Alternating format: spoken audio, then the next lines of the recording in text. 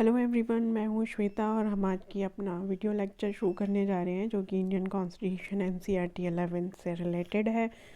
तो अगर आपने चैनल को लाइक शेयर एंड सब्सक्राइब नहीं किया है तो जल्दी से जाके कर दीजिए ताकि आपको इस एनसीईआरटी सीरीज़ की अपडेटेड वीडियो मिलती रहे। सो हम इन वीडियोज़ में अपनी इस इंडियन कॉन्स्टिट्यूशन जो एनसीईआरटी है 11th की क्लास 11th की उसको हम कवर करेंगे।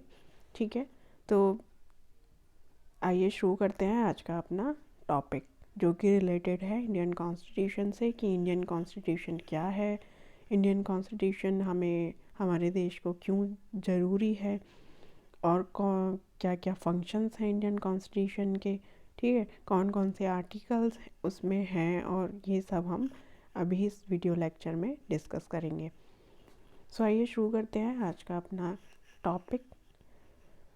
तो हम यहाँ पढ़ेंगे कि why do we need a constitution and what is constitution, what are its function, what role does it perform for society, how does constitution relate to our daily existence. ये सब हम इस वीडियो लेक्चर में discuss करने वाले हैं। So basically हमें Indian constitution एक कॉन्स्टिट्यूशन रिटन कॉन्स्टिट्यूशन है और हमें इस कॉन्स्टिट्यूशन की ज़रूरत क्यों पड़ी। सो आइए देखते हैं क्यों हमारे देश को एक कॉन्स्टिट्यूशन की ज़रूरत पड़ी। सो इट इज़ इम्पॉर्टेंट क्योंकि it allow coordination and assurance. ठीक है, इसका मतलब है कि हमारा जो इंडियन कॉन्स्टिट्यूशन है वो अलाउ करता है कोऑर्डिनेशन एंड एश्योरेंस। और ये किन में कोऑर्डिनेशन और एश्योरेंस अलाउ करता है? Among member of society. जैसे कि हमारे इंडिया में जो है वो डाइवर्स ग्रुप रहते हैं, डाइवर्सिटी है हमारे इंडिया में, चाहे रिलीजन्स हो या फिर जैसे कि अलग अलग रिलीजन्स के लोग हमारे इंडिया में रहते हैं, मुस्लिम हो चाहे वो हिंदू हो या क्रिश्चियन हो या फिर सिख हो। ठीक है, तो इन सब में जो हमारा कॉन्स्टिट्यूशन है वो कोशिश करता है कि इन सारी सोसाइटीज़ में एक कोऑर्डिनेशन क्रिएट हो पाए और ऑल्सो एश्योर भी करता है। ठीक है, सम प्रोविजंस जैसे कि आर्टिकल अगर हम देखें तो आर्टिकल 14 है जो इक्वलिटी देता है और वो किसी भी सोसाइटी या पर्टिकुलर ग्रुप को के लिए है। ऐसा नहीं है कि वो किसी एक पर्टिकुलर रिलीजन के लिए बनाया गया है, वो हमारे इंडिया में जो सिटीजन्स हैं वो सभी के लिए सेम प्रोविजंस हमारा जो इंडियन कॉन्स्टिट्यूशन है वो फ्रेम किए गए हैं, है ना। और जैसे कि हम देखें तो कुछ हमारे पर्टिकुलर इंडिविजुअल्स को राइट्स भी दिए गए हैं वो हमारे इंडियन कॉन्स्टिट्यूशन में, जैसे कि right to freedom, right to liberty, है ना, अंडर आर्टिकल 19 जो है वो, अंडर आर्टिकल 22, 21, ये सब हमारे जो है वो फंडामेंटल राइट्स कुछ दिए गए हैं इंडिविजुअल्स को। सो हमारा जो इंडियन कॉन्स्टिट्यूशन है तो वो कोऑर्डिनेट करने की कोशिश करता है। कोऑर्डिनेशन हम कोशिश करते हैं कि पावर्स जो एलोकेट की गई हैं गवर्नमेंट को, चाहे वो एग्जीक्यूटिव हो, जुडिशरी हो या फिर लेजिस्लेचर हो, उनको जो अलग पावर दी गई है उनमें भी कोऑर्डिनेशन की मिलाने की कोशिश करता है ना। अनदर पॉइंट है specification of decision making power. So according to this point, who will get decide how we decide whose ruler and performance should we govern us। इसका मतलब है कि हमारा जो इंडियन कॉन्स्टिट्यूशन है वो स्पेसिफिकेशन देता है एक डिसीजन मेकिंग पावर को, कि हमारा जो देश की जो पावर है उसे कौन डिसाइड करेगा, जो हमारे और जो कौन हमारे देश को गवर्न करेगा, कौन हमारे देश का रूलर होगा। जैसे कि हमारे देश में प्राइम मिनिस्टर हैं। सो ये सब जो है वो इंडियन कॉन्स्टिट्यूशन में स्पेसिफाई किया गया है। Limitation on the power of government और ऑल्सो डिफाइन किया गया है कि कुछ लिमिटेशन है गवर्नमेंट की, है ना। गवर्नमेंट कुछ ऐसा नहीं है कि कोई भी प्रोविजंस जो है वो इंडियन सिटीज़न के लिए लेकर आए और वो मतलब एक ऐसा है कि वो चेंज नहीं हो सकता। तो गवर्नमेंट के लिए भी कुछ हमारे इंडियन कॉन्स्टिट्यूशन में जो है वो लिमिटेशन डिसाइड की गई है। Set some limit, specify what to impose on citizen. Limit are fundamentals in sense. Government may never trespass them. तो अकॉर्डिंग टू दिस पॉइंट हमारे जो इंडियन कॉन्स्टिट्यूशन में कुछ लिमिट स्पेसिफाई की गई है, जैसे कि सिटीजन्स पे कौन कौन से रूल्स इम्पोज करने हैं, कौन कौन से प्रोविजंस इम्पोज करने हैं, है ना, और कहाँ पे उनको रेस्ट्रिक्ट करना है। ठीक है, ऑल्सो गवर्नमेंट को भी यहाँ पे रेस्ट्रिक्ट कुछ प्रोविजंस में किया जाता है, जैसे कि अंडर आर्टिकल 14 जो हमारे फंडामेंटल राइट्स हैं, ठीक है, उनको गवर्नमेंट कुछ रेस्ट्रिक्ट नहीं कर सकती है, जैसे कि आर्टिकल 15 है, 16 है, 17 है। सो ये सब हमारे जो फंडामेंटल राइट्स हैं, इन सब में गवर्नमेंट इंटरफेयर नहीं कर सकती है। ये हमारे इंडियन कॉन्स्टिट्यूशन में स्पेसिफाई किया गया है। स्पेसिफाई सर्टेन फंडामेंटल राइट्स, कुछ हमारे फंडामेंटल राइट्स स्पेसिफाई किए गए हैं इंडिविजुअल्स के लिए, है ना, कि उनके कौन कौन से राइट्स हैं, जैसे कि right to equality, right to equality before law under article 14, है ना, right to freedom, right to equal opportunity in employment under article 16। So ये हमारे कुछ फंडामेंटल राइट्स हैं जिनको सिटीजन के लिए हमारे, और इनको बेसिक लिबर्टी दी गई है ना, जैसे कि अंडर आर्टिकल 22, 21 में कुछ लिबर्टीज़ भी दी गई है सिटीजन्स को इंडिया के। अनदर पॉइंट है aspiration and goal of society. हमारा जो इंडियन कॉन्स्टिट्यूशन है वो ऑल्सो एस्पायर करता है कि जो हमारी इंडियन सोसाइटी के गोल है या डिज़ायर्स हैं उनको फुलफ़िल करने की कोशिश करता है। जैसे कि हमारे इंडिया में कुछ माइनॉरिटीज़ हैं, कुछ स्मॉल ग्रुप्स हैं, ठीक है, और उन जिनके बीच में इनइक्वलिटी है, डेप्रीवेशन है, कुछ कारणों से उनका एक्सप्लॉयटेशन हुआ है। सो some kind of basic right are given according to Indian Constitution to the minorities and small groups to overcome the inequality and deprivations, है ना। तो हमारी गवर्नमेंट कुछ पॉजिटिव मीजर्स ले सकती है ओवरकम करने के लिए इनइक्वलिटी और डेप्रिवेशंस को। ये हमारे इंडियन कॉन्स्टिट्यूशन में स्पेसिफाई किया गया है। नेक्स्ट पॉइंट हमारा है provide enabling framework. For example हमारा जो इंडिया है aspire to be a caste free society. हमारे जो अकॉर्डिंग टू हमारा इंडियन कॉन्स्टिट्यूशन जो है वो जब फ्रेमर्स ने हमारा इंडियन कॉन्स्टिट्यूशन को फ्रेम किया था तो उन्होंने एज्यूम किया था कि हमारी जो सोसाइटी हो वो कास्ट फ्री सोसाइटी हो, है ना, वहाँ पे कोई किसी प्रकार का डिस्क्रिमिनेशन नहीं हो, सिटीजन्स के बीच में कोई इनइक्वलिटी ना हो, है ना। तो कुछ बेसिक राइट्स जो हैं वो इंडिविजुअल ग्रुप्स को और इंडिविजुअल सिटीजन्स को दिए गए हैं इन आवर इंडियन कॉन्स्टिट्यूशन, है ना। Constitution enable government to take positive welfare measures such as fundamental rights, directive principles of state policy. So constitution जो है वो हमारी गवर्नमेंट को भी मतलब पावर देता है कि वो कुछ पॉजिटिव वेलफेयर ले पाएँ जो हमारे स्मॉल ग्रुप्स हैं या सिटीजन्स हैं उनके वेलफेयर के लिए। कुछ फंडामेंटल राइट्स यहाँ पे सेट किए गए हैं, कुछ directive principles of state policy हैं, कुछ ड्यूटीज़ हमारे इंडियन कॉन्स्टिट्यूशन में दी गई हैं जो सिटीजन्स को फॉलो करनी कंपलसरी है ना।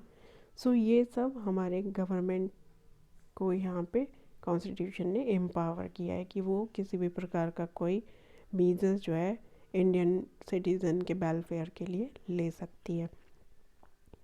Also fundamental identity of people, collective entity, basic norm and how should be set. According to this point fundamental identity जो है वो पीपल्स की कलेक्टिव फंडामेंटल आइडेंटिटी है ना, उसको भी हमारे कॉन्स्टिट्यूशन में रिटेन करने की कोशिश की गई है। कुछ बेसिक नॉर्म है जो कि किस तरीके से फॉर्म होने चाहिए, किस तरीके से एग्जीक्यूट होने चाहिए, इन सब की इन सब के बारे में हमारे इंडियन कॉन्स्टिट्यूशन में स्पेसिफाई किया गया है। And who should be set a authoritative constant upon one may or not to do. सो ये पॉइंट कहता है कि हमारे जैसे कि कुछ ऑथोरेटिव कॉन्सेंट्स हैं तो वो कौन डिसाइड करेगा और किसके ऊपर वो होंगे, है ना, या हो सकते हैं या फिर वो नहीं होंगे। सो ये सब हमारे अलग अलग जो है वो बेसिक रिस्पॉन्सिबिलिटी जो है वो अलग अलग डिसाइड की गई है सबके लिए। जैसे कि इंडियन जुडिशरी के लिए अलग पावर दी गई है, एग्जीक्यूटिव्स के लिए अगर अलग पावर दी गई है ना, और लेजिस्लेचर के लिए अलग पावर दी गई है कि वो कोई भी रूल्स एंड रेगुलेशंस जो है वो कंट्री के लिए बना सकते हैं। सो ये कुछ बेसिक नॉर्म्स हैं जो हमारे इंडियन कॉन्स्टिट्यूशन के में स्पेसिफाई भी किए गए हैं कि किस तरीके से उनको एग्जीक्यूट करना है। Define fundamental values give moral identity. हमारा जो इंडियन कॉन्स्टिट्यूशन है वो डिफ़ाइन करता है फंडामेंटल वैल्यूज़ को कि किस तरीके की वैल्यूज़ होनी चाहिए, और एक मोरल आइडेंटिटी भी देता है इंडियन सिटीजन्स को। Indian constitution does not make ethnic identity. हमारा जो इंडियन कॉन्स्टिट्यूशन है वो कोई एथनिक आइडेंटिटी नहीं देता है। एंड रिटन कॉन्स्टिट्यूशन, हमारा जो कॉन्स्टिट्यूशन है वो एक रिटन कॉन्स्टिट्यूशन है ना। अगर हम देखें कि जैसे ब्रिटेन का कॉन्स्टिट्यूशन है ना, ब्रिटेन का जो कॉन्स्टिट्यूशन है वो अनरिटन कॉन्स्टिट्यूशन है, क्योंकि वहाँ के जो सारे आर्टिकल्स हैं, सारे जो एक्ट, अगर हम कहें तो जो एक्ट वहाँ पे पास किए जाते हैं उन सबको मिला के उन्होंने कॉन्स्टिट्यूशन का नाम दे दिया है।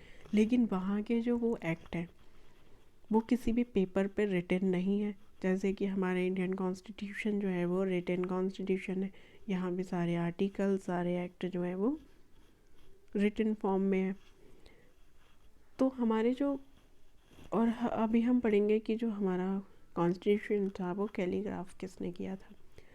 तो एक थे प्रेम बिहारी नारायण रायचौदा, इन्होंने हमारे इंडियन कॉन्स्टिट्यूशन को कैलीग्राफ किया था। पर जो इन्होंने कैलीग्राफ किया था वो इंडियन मतलब इटैलिक फॉर्म में किया था, इटैलिक स्टाइल में।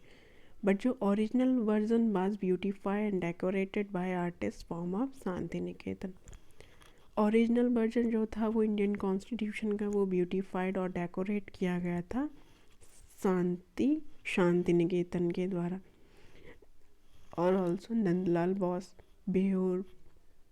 बियोहार राम मनोहर सिन्हा के द्वारा। Calligraphy of Hindi version of original constitution was done by Basant Krishna Vaidya and elegantly decorated and illuminated by Nandlal Bose. तो जो कैलीग्राफी थी वो हिंदी वर्जन की वो किसके द्वारा की गई थी, बसंत कृष्ण वैद्या के द्वारा। और जो डेकोरेट और इल्यूमिनेटेड किया गया था वो किसके द्वारा किया गया था, वो नंदलाल बोस के द्वारा हमारा इंडियन कॉन्स्टिट्यूशन किया गया था। ठीक है। सो यहाँ पे कुछ हमारे पॉइंट्स दिए गए हैं जिनमें हम कंपेयर करेंगे अपने कॉन्स्टिट्यूशन को अदर कॉन्स्टिट्यूशन से। ठीक है। सो फर्स्ट पॉइंट हम देखते हैं क्या है वो।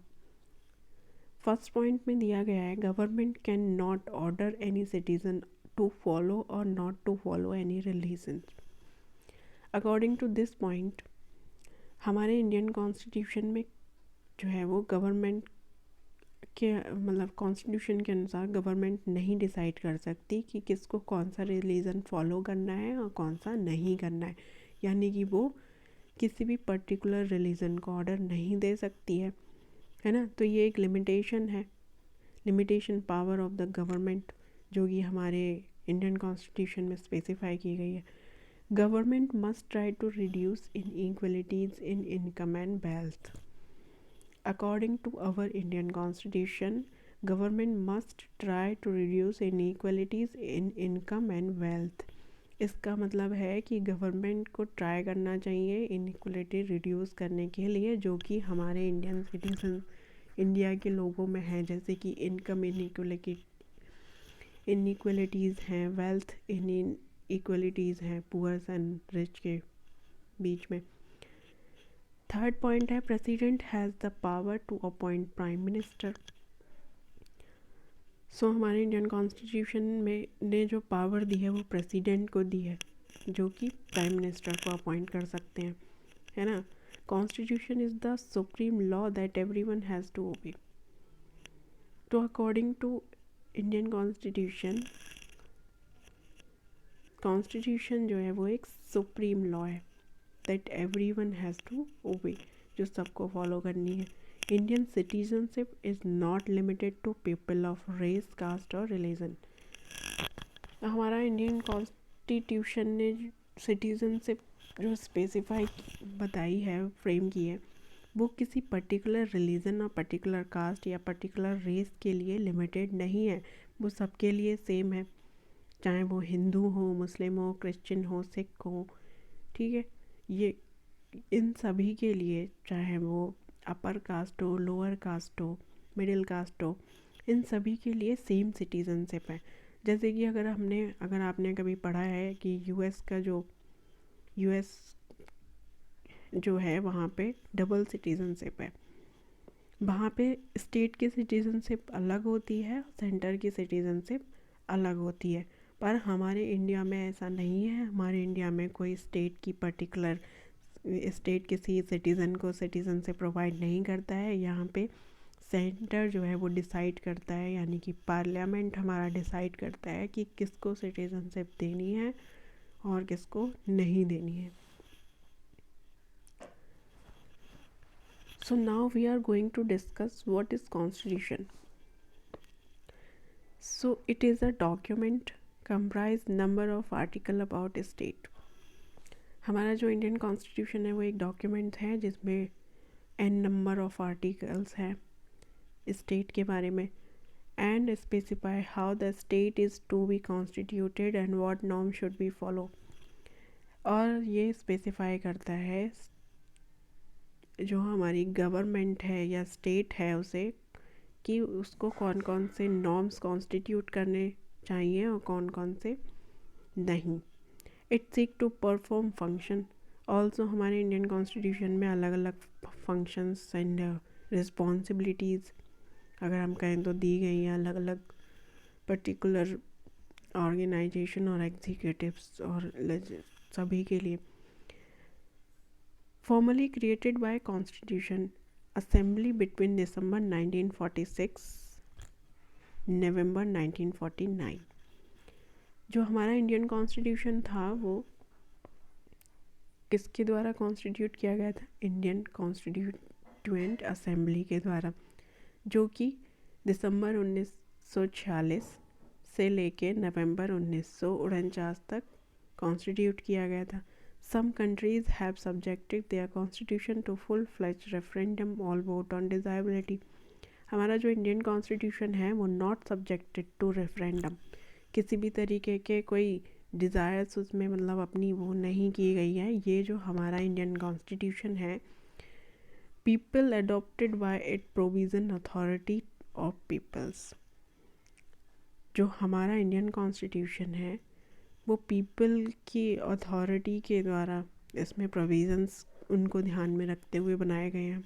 कुछ ऐसा नहीं है कि अलग से कहीं से भी कोई रूल और है वो प्रोविज़न्स उसमें ऐड कर दिए गए हैं। सभी की हर प्रकार की सोसाइटी, हर प्रकार के रिलीजन, है ना, हर तरीके के लोगों को और सिटीजन्स को इंडिया के, चाहे वो गरीब हो अमीर हो, सभी को ध्यान में रखते हुए हमारा जो इंडियन कॉन्स्टिट्यूशन है वो फ्रेम किया गया है।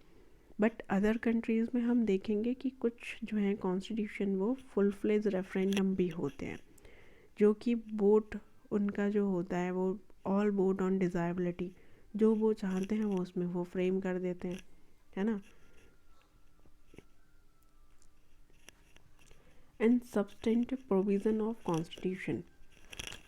सब्सटेंटिव प्रोविजंस ऑफ कॉन्स्टिट्यूशन कौन से हैं? Systematically privilege some members entrenched power of a small group if any group feel their identity is being stifled। तो इसका मतलब क्या है कि जो हमारा इंडियन कॉन्स्टिट्यूशन है उसने कुछ स्पेसिफिक पावर दी है कुछ ग्रुप्स को। जैसे अंडर आर्टिकल 30 अगर हम देखें तो माइनॉरिटी को वहाँ पे पावर दी गई है, बट इसका मतलब ये नहीं है कि वो पावर जो है वो मेजॉरिटी से आगे होने के लिए दी गई है। वो पावर जो दी गई है वो मेजॉरिटी और माइनॉरिटी को इक्वल स्टेट पे लाने के लिए दी गई है ना। Preserve the freedom of equality of all its members. हमारा जो इंडियन और जो हमारा इंडियन कॉन्स्टिट्यूशन है वो प्रिजर्व करता है फ्रीडम ऑफ इक्वलिटी, ठीक है। Equality before law, equality in डिस्क्रिमिने मतलब जो हमारा ऐसे कि under article 15, 16 equal opportunity to employment, ये सब हमारे फंडामेंटल राइट्स इसीलिए जो है कॉन्स्टिट्यूशन में डिफ़ाइन किए गए हैं। बैलेंस इंस्टीट्यूशनल डिज़ाइन, ऑल्सो हमारी जो पावर्स हैं जो स्टेट को दी गई है या फिर सेंटर को दी गई है उनमें भी एक बैलेंस क्रिएट करने की कोशिश की गई है in our Indian constitution. Subverted not by people but small group who wish to enhance their power. और ऑल्सो बैलेंस करने की कोशिश की गई है कि जो हमारे स्मॉल ग्रुप्स हैं है ना, वो उनको हम कुछ वेलफेयर मीजर्स उनके लिए ला पाएँ और उनको जैसे कि उनका कुछ एक्सप्लॉयटेशन पुराने समय में होता था जिससे वो लोग थोड़े दब गए थे उस टाइम पे कि उनका एक्सप्लॉयटेशन काफ़ी हुआ है, तो कुछ प्रोविज़न्स ऐड किए गए हैं इंडियन कॉन्स्टिट्यूशन में जो कि उनको राइट देते हैं कि वो मेजॉरिटी के सेम लेवल पे आ पाएँ। उनसे आगे बढ़ने का हमारे इंडियन कॉन्स्टिट्यूशन में ऐसा कोई मकसद, ऐसा कोई नहीं था कि उनसे मेजॉरिटी से माइनॉरिटी को आगे लाना है, बट सबको इक्वल अपॉर्चुनिटी मिलनी चाहिए, है ना। ये हमारे जो इंडियन कॉन्स्टिट्यूशन है उसमें जो फ्रेमर्स थे जिन्होंने फ्रेम किया था उनका एक मोटिव था, ensure no single power can acquire monopoly of power. Also ensure करता है कि कोई सिंगल जो पावर है वो सिंगल नहीं रहे, मतलब सबको सेम अधिकार होना चाहिए देश में, है ना। कोई सिंगल अथॉरिटी पावर एक्वायर नहीं कर सकती है कि हाँ ये बस गवर्नमेंट को कोई सिंगल पावर नहीं दी गई है, सबके बराबर बराबर राइट्स हैं।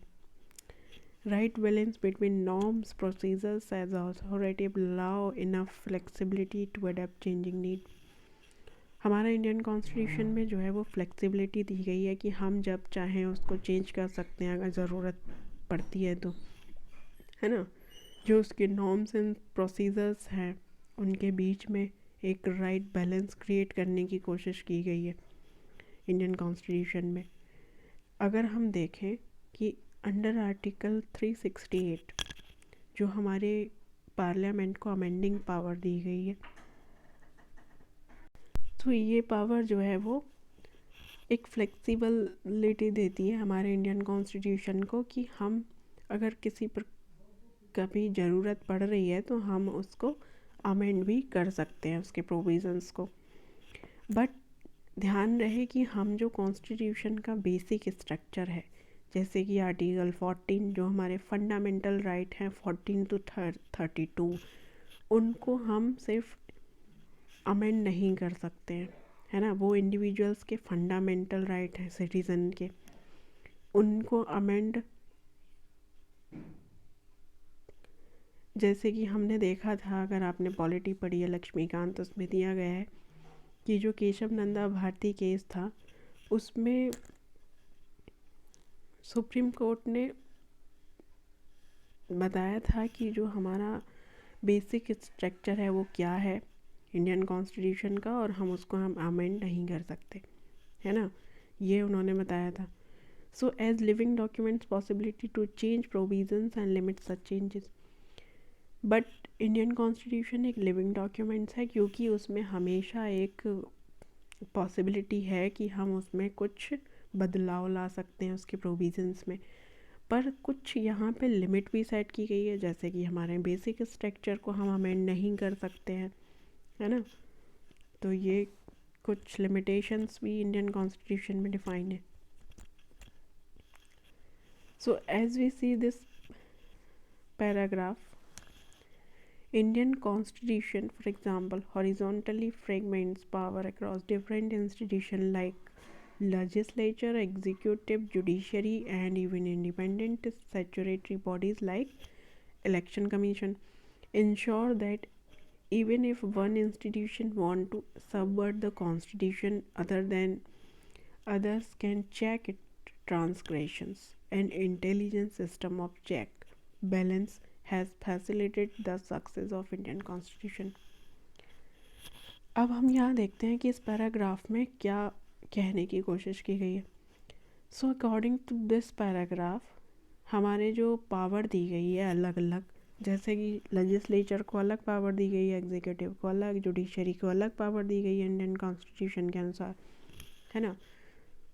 या फिर कोई इंडियन इंडिपेंडेंट स्टैट्यूटरी बॉडीज़ है उसको अलग पावर दी गई है, जैसे कि इलेक्शन कमीशन है हमारे इंडिया में। सो ऑल्सो कॉन्स्टिट्यूशन जो है वो इंश्योर भी करता है कि कोई अगर पर्टिकुलर जुडिशरी एग्जीक्यूटिव जो है वो, या फिर कोई इंडिपेंडेंट स्टैट्यूटरी बॉडी है, वो सबवर्ट करती है कॉन्स्टिट्यूशन को, other can check it transgression. अब जैसे कि अगर आपने आर्टिकल 13 पढ़ा है, तो उसमें जुडिशियल रिव्यू की पावर जो है वो दी गई है कि अगर किसी भी लॉ में कोई एरर है, किसी प्रकार की गलती है, या फिर कोई लॉ जो है वो इफ़ेक्ट कर रही है किसी चीज़ को, तो वो हम उसका जुडिशियल रिव्यू जो है वो अंडर आर्टिकल 13 जो है वो इम्पॉर्टेंट है। ठीक है, तो आज की हमने इस वीडियो में पढ़ा कॉन्स्टिट्यूशन क्या है, उसके क्या क्या फंक्शन हैं, and why it is important to our country. ठीक है, तो ये एक इम्पॉर्टेंट क्वेश्चन है। लास्ट ईयर भी एक मॉरलिटी से रिलेटेड कॉन्स्टिट्यूशन में क्वेश्चन आया था, कॉन्स्टिट्यूशन से, यूपीएससी मेंस में। सो ये एक इम्पॉर्टेंट टॉपिक है। अगर आपने इसमें कुछ समझ नहीं आया इस वीडियो में, तो कमेंट सेक्शन में आप कमेंट कर सकते हैं।